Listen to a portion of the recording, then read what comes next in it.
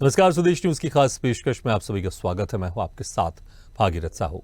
विधानसभा चुनाव में मिली प्रचंड जीत के बाद लोकसभा चुनाव में भी बीजेपी ने मध्य प्रदेश में पहली बार क्लीन स्वीप करते हुए कांग्रेस को प्रदेश से बेदखल कर दिया। इसके अलावा बीजेपी ने अपने वोट शेयर में भी रिकॉर्ड इजाफा किया है। कांग्रेस का प्रदेश नेतृत्व इस चुनाव में बीजेपी के सामने एकदम पस्त नजर आया। उसके पीछे एमपी में एम फैक्टर का जबरदस्त प्रभाव था। मोदी, मोहन, मैजिक और मैनेजमेंट के 3 एम ने प्रदेश में बीजेपी की शानदार सफलता की इबारत लिख दी। लोकसभा चुनाव में पीएम नरेंद्र मोदी का मैजिक तो दिखा ही, साथ ही संगठन की आक्रामक रणनीति ने सफलता दिलाई। इसके अलावा जो सबसे ज्यादा प्रभावी था वो प्रदेश के मुख्यमंत्री डॉक्टर मोहन यादव का करिश्माई नेतृत्व, जिसके सहारे पार्टी ने ऐतिहासिक विजय प्राप्त की। विधानसभा चुनाव में मिली प्रचंड जीत के बाद बीजेपी नेतृत्व ने मध्य प्रदेश की कमान मोहन यादव को सौंप दी थी। सत्ता संभालने के बाद डॉक्टर मोहन यादव के सामने सबसे बड़ी चुनौती लोकसभा चुनाव को लेकर थी।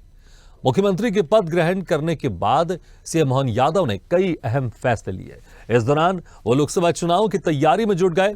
वो पूरे मध्य प्रदेश में सभी जगहों पर चुनावी रैलियां कर रहे थे, साथ ही दावा कर रहे थे कि हम मध्य प्रदेश की सभी सीटें जीतेंगे।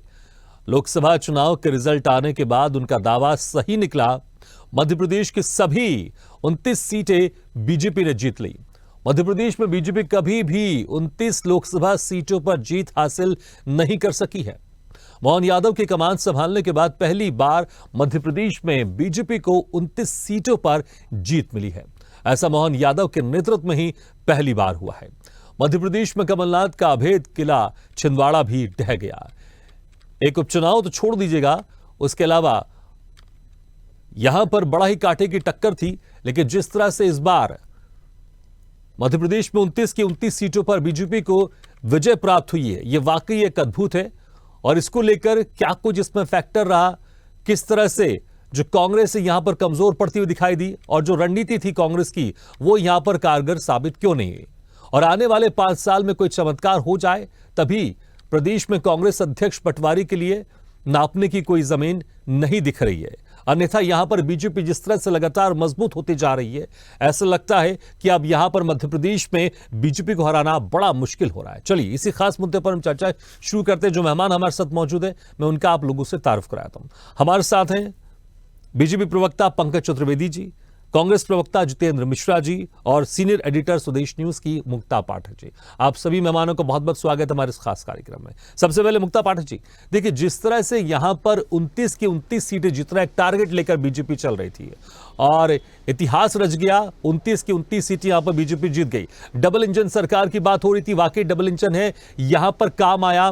एक तरफ मोदी और एक तरफ मोहन यादव, इन दोनों की जो जुगलबंदी काम आई। और जो एक अक्सर आरोप लगाती थी कांग्रेस की पर्ची वाले सीएम है, लेकिन इस बार वाकई मोहन यादव ने दिखा दिया कि जो जिम्मेदारी मिली उस जिम्मेदारी को पूर्णता निभा रहे हैं। 29 की 29 सीटें जीत ली। बिल्कुल भागीरथ जी, देखिए एक इतिहास ही रचा गया है। जब भी कुछ अच्छा होता है या बुरा होता है तो लीडर के ऊपर जो है वो ब्लेम आता है या श्रेय मिलता है। तो श्रेय डेफिनेटली प्रदेश के मुख्यमंत्री डॉक्टर मोहन यादव को दिया जा रहा है, क्योंकि एक हिस्ट्री तो क्रिएट हो गया। लेकिन बीजेपी की आप देखिए, अगर कार्यशैली आप देखेंगे तो यहाँ कभी भी कलेक्टिव लीडरशिप होती है। डॉक्टर मोहन यादव ने सत्ता को संभाला है, उन्होंने एग्रेसिव कैंपेनिंग की छिंदवाड़ा में, छिंदवाड़ा के किले को फतेह किया। कैलाश विजयवर्गीय लगातार वहां डेरा डाले हुए थे छिंदवाड़ा में, उनका भी टारगेट था छिंदवाड़ा को जीतना है। और संगठन की बात करें तो यहाँ पे प्रदेश अध्यक्ष विष्णुदत्त शर्मा थे। तो तीनों की जुगलबंदी, सत्ता और संगठन, ये जो है यहाँ पे ये 29 सीट्स आए। और अब इस जो जीत है उसके बाद ये डेफिनेट होगा कि अब जो है डॉक्टर मोहन यादव पर पर्ची वाले सीएम का आरोप नहीं लगेगा।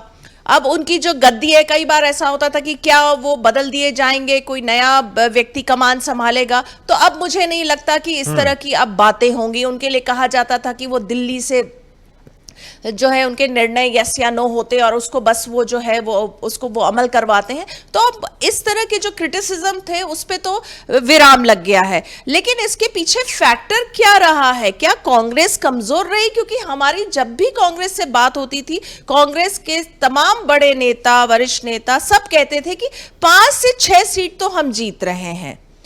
हालांकि Jitu Patwari double digit seats का दावा कर रहे थे, लेकिन 5 से 6 सीट पे कड़ी टक्कर की बात हो रही। तो कड़ी टक्कर कांग्रेस ने दी भी है, लेकिन पूरी तरह सफाया हो जाएगा ये किसी ने नहीं सोचा था।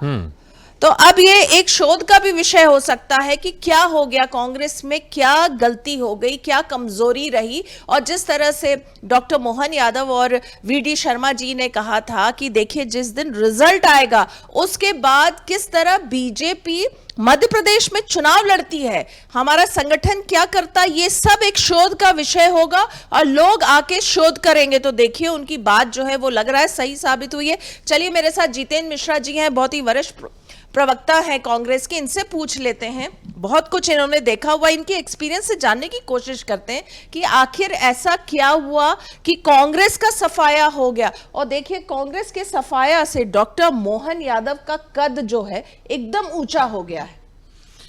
देखिए मुक्ता जी, सबसे पहली चीज तो मध्य प्रदेश में हमने जो दावे किए थे उनमें सफल नहीं हुए। इसके लिए हमारी समीक्षा जारी है। 1-2 दिन के अंदर हम इन परिणामों पर विचार करके अपनी अगली कार्रवाई करेंगे।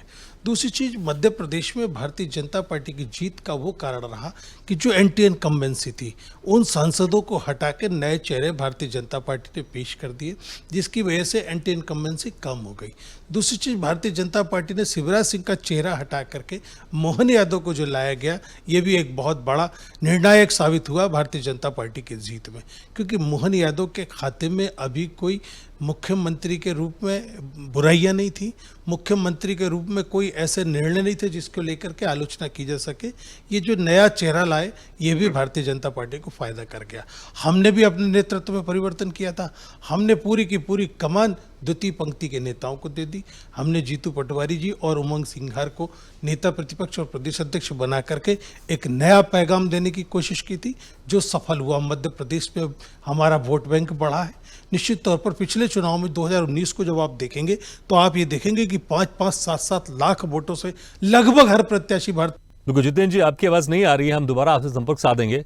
तो जिस तरह से देखिए यहाँ पर 29 की 29 सीटें यहाँ पर बीजेपी ने जीत ली है, और इसको लेकर जिस तरह से बीजेपी ने रणनीति बनाई थी वो रणनीति यहाँ पर कारगर साबित हो रही है। लेकिन कांग्रेस को वाकई आत्मचिंतन करना पड़ेगा और बीजेपी को भी करना पड़ेगा, क्योंकि जिस तरह से बहुत सारे राज्य हैं, इसमें राजस्थान है, उत्तर प्रदेश है, यहां पर सीटें तो कम हो गई, लेकिन मध्य प्रदेश है, यहां पर सीटें बढ़ गई और वोट प्रतिशत भी बढ़ गया।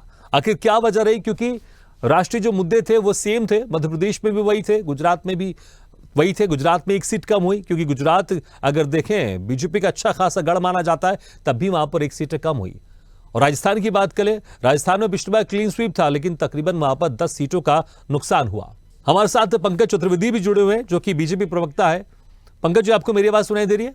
पंकज जी, आप मुझे सुन पा रहे हैं? जी बिल्कुल सुन पा रहा हूं।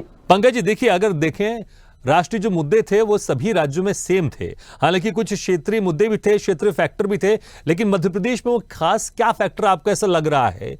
क्या वाकई जो मोहन यादव है और मोदी की जोड़ी कमाल कर गई है? क्योंकि उत्तर प्रदेश में कमाल नहीं हुआ, राजस्थान में ये कमाल नहीं हुआ, गुजरात जो गढ़ माना जाता है बीजेपी का, वहां पर भी एक सीट का नुकसान हुआ, मध्य प्रदेश में लेकिन ये कमाल हो गया। देखिए निश्चित तौर पर मोहन यादव जी और शर्मा जी के नेतृत्व में सरकार और संगठन का जो अद्भुत कार्य था, कार्यकर्ताओं को प्रेरित करने का, मोदी सरकार की रीति नीतियों को धरातल पर लाने का, उसका लाभ पूरे मध्य प्रदेश से भारतीय जनता पार्टी को मिला। और कांग्रेस पार्टी के जो प्रत्याशी हारे उनमें भागीरथ जी 5 विधायक थे, अभी जो सिटिंग एमएलए हैं, जो 6 महीने पहले विधायक का चुनाव जीते, जिसमें ओमकार मरकाम से लेकर महेश परमार उज्जैन तक शामिल है। 5 विधायक कांग्रेस पार्टी के चुनाव मैदान में परास्त हुए। और पूरी कांग्रेस पार्टी जो बड़ी बड़ी बातें करती थी, जीतू पटवारी जैसे राजनेता जो कहते थे कि अब लोकसभा चुनाव में देख लेंगे, विधानसभा में तो हम नहीं थे, कमलनाथ जी थे, स्वयं कमलनाथ जी चुनाव हार गए। यदि एमपी छत्तीसगढ़ को अपन जोड़े भागीरथ जी, तो 3 पूर्व मुख्यमंत्री कांग्रेस के, भूपेश बघेल जी छत्तीसगढ़ जोड़ लीजिए, मध्य प्रदेश छत्तीसगढ़ की बात करें, 40 में तो 39 सीटें जीती भारतीय जनता पार्टी। कमलनाथ जी, मैं नकुलनाथ के दोनों छिंदवाड़ा चुनाव भी हार गए। दिग्विजय सिंह जी लगातार 2 चुनाव, भोपाल से उनका बैरंग लौटाया, राजगढ़ गए, वहां पे स्थिति ये रही कि राघवगढ़ विधानसभा में सिर्फ वो 11,000 से जीत पाए, बाकी राजगढ़ लोकसभा की 8 में से 7 सीटों पर वो हारे। लगभग 2.25 लाख मतों के मार्जिन से दिग्विजय सिंह पराजित हुए। पूरी कांग्रेस पार्टी जो देश स्तर पर बात करती थी हम 295 सीट जीतेंगे, 95 सीट के आसपास कांग्रेस पार्टी है। और यदि राष्ट्रीय परिप्रेक्ष्य में देखें तो जितनी सीटें अकेली भारतीय जनता पार्टी की है उतनी मिलाकर भी कांग्रेस और कांग्रेस के उस इंडी गठबंधन की नहीं है। और भागीरथी गठबंधन देखिए कैसा अजीब सा है। तृणमूल कांग्रेस लोकसभा चुनाव अलग लड़ती है, तृणमूल कांग्रेस के यूसुफ पठान कांग्रेस के अधीर रंजन चौधरी को चुनाव हरा देते हैं। पंकज जी, लेकिन देखिए यही गठबंधन ने कमाल किया है। उत्तर प्रदेश में आप देखिए कमाल किया है। पश्चिम बंगाल में भले गठबंधन नहीं हुआ, लेकिन फैसला सही साबित हुआ। सारी पार्टियां अलग अलग लड़ी, तो ऐसा नहीं हुआ कि बीजेपी वर्सेस बाकी सारी पार्टियां नहीं हुई और इसका आपको नुकसान हुआ। पश्चिम बंगाल में 5 सीटें आपकी कम हुई, लेकिन ये सारी चीजें एमपी में नहीं चली, इसमें कोई शक नहीं। मुक्ता जी, वाकई सारी चीजें एमपी में नहीं चली है जितेंद्र जी। लेकिन देखिए जिस तरह से आप लोग भी दावा कर रहे थे, आप लोग तो कह रहे थे हम डबल डिजिट में जाएंगे, कम से कम 5-6 सीटें तो माना ही जा रहा था। और कम से कम राजगढ़ छिंदवाड़ा तो यहां पर माना ही जा रहा था, क्योंकि यहां पर 2 पूर्व मुख्यमंत्री की सीट थी और एक तो जो पूर्व मुख्यमंत्री थे उनके बेटे की सीट थी नकुलनाथ। लेकिन ये सीटें भी आप लोग नहीं बचा पाए। दावे तो छोड़िए, 2 सीटें भी कम से कम आप लोग बचा नहीं पाए, जो कि माना जा रहा था कि यहां जीतेंगे ही आप लोग। जी बिल्कुल, भागीरथ जी पूछ लेती हूँ जितेंद्र जी से। लेकिन देखिए आपने भी देखा कि जितेंद्र जी ने डॉक्टर मोहन यादव को श्रेय दिया, मतलब कांग्रेस डॉक्टर मोहन यादव के कार्यशैली और उनके चेहरे को श्रेय दे रही है जिस तरह से 29 की 29 सीट आई। आपका जो सवाल है वो पूछ लेती हूँ। निश्चित तौर पर मुक्ता जी, भारतीय जनता पार्टी की प्रयोगशाला है मध्य प्रदेश, और मध्य प्रदेश में लगातार आरएसएस के लोग काम करते रहते हैं। बहुत बड़ा जीत का योगदान इसमें आरएसएस को भी जाता है। लेकिन ये बात इस चुनाव में साफ हो गई कि जितने समीकरणों को भारतीय जनता पार्टी ने चुनौती दी थी, उन्होंने कहा था एक बनाम एक भारतीय जनता पार्टी के खिलाफ नहीं हो पाएगा, हमने एक बनाम एक करके दिखाया। बंगाल में हमने अलग अलग लड़के चुनाव दिखाया, पंजाब में हमने अलग अलग लड़के चुनाव दिखाया। लेकिन इस बार देश की जनता का जो मैंडेट आया वो किसी भी परिस्थितियों में भारतीय जनता पार्टी के खिलाफ आया, क्योंकि मुख्यमंत्री और प्रधानमंत्री जिस तरीके से अहंकारी वातावरण बना रहे थे इस सरकार में, वो जनता को पसंद नहीं आया। राम मंदिर के लेकर के लाख माहौल बनाने का प्रयास किया गया, लेकिन अयोध्या जैसी सीट जिसने ये नकार दिया, क्योंकि मुक्ता जी अयोध्या ने बहुत कुछ देखा है। उसे ये मालूम है कि जब भारतीय जनता पार्टी को चंदे की जरूरत पड़ी, जब भारतीय जनता पार्टी ने विश्व हिंदू परिषद से ये मामला छीना और राम शिला पूजन के नाम पर, पादुका पूजन के नाम पर और अनेकों आयोजन करने के नाम पे भारतीय जनता पार्टी ने राम मंदिर के नाम पे चंदा वसूली की और वहां जमा नहीं किया। ये इसकी गवाह अयोध्या और अयोध्या की जनता है, उन्होंने वो परिणाम दिया। बनारस की बात की जाए, बनारस में भी मुक्ता जी आपने देखा होगा एक प्रधानमंत्री के कद का आदमी लटकते लटकते अगर जीत के करीब पहुंचे, 3 बार लगातार वो पीछे हुए कांग्रेस के प्रत्याशी से। उत्तर प्रदेश के परिणामों ने यह बता दिया है कि कहीं ना कहीं आप धोखेबाजी की राजनीति नहीं कर सकते, कहीं ना कहीं आप वादे करके वादा खिलाफी अगर करेंगे तो इसी तरह के परिणाम आएंगे। जनता डटी रही कि महंगाई पर आपका क्या जवाब है, जनता डटी रही कि आपने रोजगार की बात की थी, उसका क्या हुआ, और वही सबका मिला जुला परिणाम आपने इस देश में देखा है। बंगाल में ये कहते थे कि एक बनाम एक नहीं हो पाया, भारतीय जनता पार्टी सीटें बढ़ाएगी, क्या हश्रू आपने देखा। कहीं ना कहीं अगर आप जनता के खिलाफ माहौल बनाने का प्रयास करते तो जनता उठ खड़ी होती। कांग्रेस का भाषण सुनने नहीं आया। नहीं बिल्कुल पंकज जी, मैं आऊंगा आपके पास, क्योंकि उस वक्त बीच में इनकी बातें कर दी, इसलिए मैं आऊंगा आपके पास। नहीं पंकज जी, बिल्कुल नहीं, देखिए हमको क्यों बुलाया भाई साहब। पंकज जी देखिए, हम सबको बराबर मौका देते हैं। मैं आपसे उस वक्त बात ही कर रहा था, जो हार गए, जो सोनी पहुंच पाए, वो हमको सीख रहे हैं। आप देखिए पंकज जी, अभी जितेंद्र जी अपनी बात कंप्लीट कर रहे हैं, इसके बाद फिर मैं आपके पास आ रहा हूँ। एमपी में एक सीट नहीं, वो हमको सीख दे रहे हैं। ठीक है पंकज जी, लेकिन मैं आपसे वही कह रहा हूँ, आप बिल्कुल ऐसा मत सोचें। उस वक्त कनेक्शन कट गया था, इसलिए मैं दोबारा उनके पास गया, सीधे मैं आपके पास आता। मैं ठीक है, आप अपनी बात कीजिए। आप हमको मत बुलाइए। आप नहीं, डिबेट मोहन यादव जी के ऊपर है, बातचीत हो रही कांग्रेस पार्टी से। पूरा देखिए वो अपनी बात रखिए पंकज जी, आप अपनी बात रखिए, मैं आपके पास आया हूं, अपनी बात रखिए। आप बात क्या रखिए भागीरथ जी। आप पहले कांग्रेस, फिर तो उनको बुला लीजिए, हम चले आते हैं डिबेट से। मैं आपसे वही कह रहा हूँ, आपने चीजों को ध्यान नहीं दिया, बीच में कनेक्शन कट गया था, उनकी बात पूरी नहीं हो पाई थी, इसलिए मैं आपके पास गया था, आपको पूरा मौका दिया, मैं उनके पास गया, उसके बाद फिर मैं आपके पास आ रहा हूँ। थोड़ा तो शांति रखिए पंकज जी, पूरा मौका देते हैं। मुझे ऐसा लग रहा है शायद थोड़े से आप यहाँ पर विचलित हो रहे हैं, हम सबको पूरा मौका देते हैं। अभी जितेंद्र जी की बात कंप्लीट होकर मैं सीधे आपके पास आता हूं। सही बात खड़ी कर रहा हूं मैं। नहीं ठीक है, आपको ऐसा लग रहा होगा, लेकिन हम बराबर मौका देते हैं। ठीक है, आप अपनी बात कंप्लीट कीजिए। मुझे आपत्ति नहीं है, ठीक है, आप अपनी बात कंप्लीट कीजिए पंकज जी। पंकज जी आप अपनी बात बोलिए। देखिए सबको हम पूरा मौका देते हैं, आप चाहे तो आप प्रोग्राम नहीं, देख लीजिएगा पूरा, आपको समझ में आ जाएगा, सबको पूरा मौका देते हैं हम। पंकज जी मैं कांग्रेस का भाषण नहीं सुनूंगा भागीरथ जी। वो अपनी बात रखे, आप अपनी बात रखिए ना। उन्होंने बोला आप जवाब दीजिए, आप जवाब दीजिए ना। आप कैसे उन्होंने चंदा खाया? पंकज जी आप जवाब दीजिए ना, ठीक है आपके पास पूरा मौका है, कहिए आप अपनी बात। मुसलमानों की बात करने वाले, तुष्टीकरण करने वाले ये हमसे बात करेंगे? तो राम को काल्पनिक बताते हो हमसे बात करेंगे? राम सेतु काल्पनिक बताते हो हमसे बात करेंगे? आप एक पक्षी डिबेट कराते हैं भागीरथ जी, माफ कीजिएगा। पंकज जी देखिए मैं फिर आपसे कह रहा हूं, आप जब पूरा प्रोग्राम देखिए आपको समझ में आ जाएगा। हम सबको बराबर मौका देते हैं, हम सबको बराबर मौका देते हैं। अभी समय है आपके पास, अभी समय आपके पास, ठीक है चलिए। मुझे देखिए मुझे आप ये बताइए, जिस तरह से बाकी राज्यों में एक जो जादू था, वह जो नरेंद्र मोदी का मैजिक था, वो थोड़ा उत्तर प्रदेश में कम दिखाई दिया, राजस्थान में कम दिखाई दिया, लेकिन वो मैजिक मध्य प्रदेश में दिखाई दिया। तो क्या यह माना जाए केंद्रीय नेतृत्व का जो डिसीजन था मोहन यादव को यहां पर मुख्यमंत्री बनाने का, जितेंद्र मिश्रा जी खुद मान रहे कि यहां पर चेहरा बदलने से फायदा हुआ है, आप भी इस बात को मानते हैं? तो यही तो मैं कह रहा हूं कि विषय मोहन मैजिक है। बातचीत कांग्रेस पार्टी की हो रही है, बीजेपी के आदमी को आपने मुंह बंद करके बिठा लगा, सवाल नहीं पूछ रहे हैं। आप अपनी बात बोलिए, मैंने आपसे सिंपल सवाल किया। बात कट गई मिश्रा जी, तो उनसे ही बात कर लो भैया, हमको क्यों बुलाया, ये तो कह रहा हूं मैं भी। पंकज जी देखिए कितनी देर से आप और हम बात ही कर रहे हैं, मैं आपसे कह रहा हूं अपनी बात रखिए आप, मैंने आपसे सवाल किया, अपनी बात रखिए भाई साहब। भागीरथ जी कृपा थोड़ी कर रहा हूँ मेरे मित्र, मुझे बुलाया सुनने के लिए, और मैंने जब सवाल खड़ा किया तब आप बात सुन रहे हैं। मेरी पीड़ा है ना, कब सुनने को तैयार नहीं मेरी बात। हम सुन रहे हैं आपकी बात, सब सुन रहे हैं, आप सब सुन रहे हैं, आप अपनी बात रखिए ना, आप अपनी बात रखिए, आप सुन रहे हैं। पूरे मध्य प्रदेश में कांग्रेस पार्टी का सुपड़ा साफ हो गया। 30 में से एक भी सीट कांग्रेस पार्टी नहीं जीत पाई।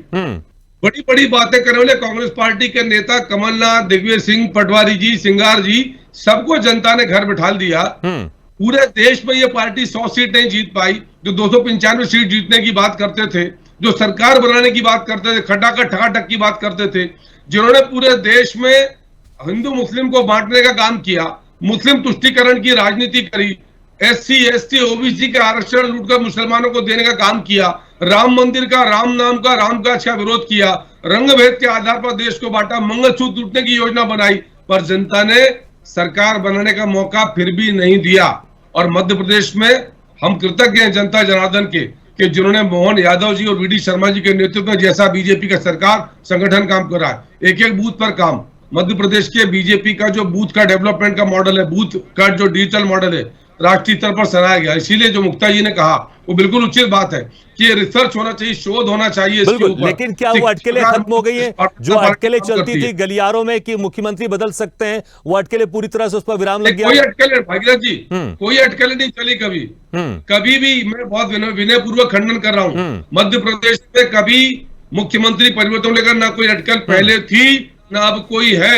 ठीक है। मोहन यादव जी एक भारतीय जनता पार्टी के कार्यकर्ता के रूप में एक साधारण परिवार से आज मुख्यमंत्री के पद तक पहुंचे।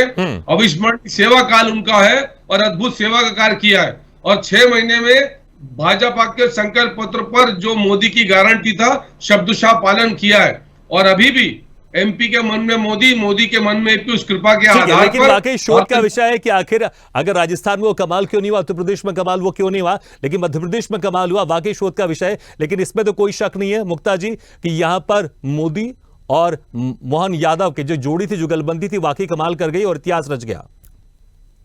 मैं इस पे ये कहना चाहूंगी भागीरथ जी कि डॉक्टर मोहन यादव और प्रदेश अध्यक्ष VD शर्मा की जुगलबंदी काम कर गई, सत्ता और संगठन का जो तालमेल है वो काम कर गया। क्योंकि देखिए अगर मोदी फैक्टर, हालांकि हम डिनाई नहीं कर सकते, लेकिन अगर वो मैजिक चलता तो बाकी जो आप जगह का बता रहे हैं जहां पे बीजेपी के सीट्स कम हुए हैं वहां भी चलता, जो उनके लिए बहुत इंपॉर्टेंट था। तो अगर मध्य प्रदेश की हम बात करें तो डॉक्टर मोहन यादव और अध्यक्ष VD शर्मा की जो तालमेल है, जो सत्ता और संगठन का तालमेल है, जो हम लोगों ने विधानसभा चुनाव 2023 में भी देखा था, क्योंकि लगातार वहां पे उस समय परसेप्शन बना था कि कांग्रेस की सरकार आ रही है। और देखिए कितने रिकॉर्ड सीट्स बीजेपी को मध्य प्रदेश में मिले थे, विधानसभा में भी। बिल्कुल वाकई। और पंकज जी मैं आपसे विनती करना चाहूंगा, आप इस प्रोग्राम का जो रिकॉर्डेड जो प्रोग्राम है उसको देखिएगा आप, और आप उसमें देखिएगा कि हमने सबको बराबर मौका दिया है। स्वदेश न्यूज में कभी भी डिबेट होती है हम सबको बराबर मौका देते हैं, बस आप थोड़ा सा आप धैर्य नहीं रख सके, लेकिन आप देखिएगा इसको, हमने सबको बराबर मौका दिया। चलिए बहुत बहुत शुक्रिया पंकज जी आपका, जितनी जतिन मिश्रा जी बहुत बहुत शुक्रिया, मुक्ता पाठक जी आपके बहुत बहुत शुक्रिया हमारे इस खास चर्चा में शामिल होने के लिए। तो जिस तरह से यहाँ पर एमपी में एम फैक्टर काम कर गया है, एक तरफ मोदी का बहुत सारी गारंटियां थी, हालांकि उन राज्यों में नुकसान जरूर हुआ है, लेकिन मध्य प्रदेश में इसका फायदा हुआ है और इसका श्रेय कहीं ना कहीं इसमें मोहन यादव को जरूर जाता है और वीडी शर्मा प्रदेश अध्यक्ष थे तो उनको भी श्रेय जाता है। तो यहां पर एम फैक्टर जरूर काम किया, इसमें कोई शक नहीं है और 29 की 29 सीटें जीतकर यहां पर इतिहास रच दिया बीजेपी ने। इसी के साथ हमारे खास पेशकश में फिलहाल इतना, लेकिन खबरों का सिलसिला लगातार जारी है। आप देखते रहिए स्वदेश न्यूज, सबसे पहले देश।